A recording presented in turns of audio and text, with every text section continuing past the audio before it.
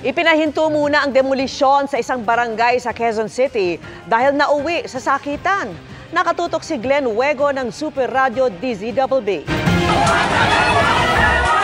Kasunod ng tensyon na umabot sa sakitan ng mga residente at demolition team,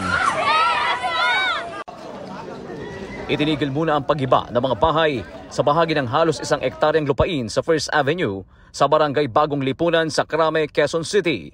Ayon kay Chairman Angel Suntay, nag-ugat ang tensyon matapos na idamay ng demolition team ang ilang bahay na hindi umano dapat gibain. Anya, 26 na bahay lang ang nasa court order pero lumampas dyan ng dinimolish. Iimbestigahan din anya nila ang reklamo ng ilang residente na tinangka umano silang nakawan. Pasado 3:00 ng hapon naman, umalis sa lugar ang demolition team. Gayon din ang mga pulis na pumagitna sa tensyon.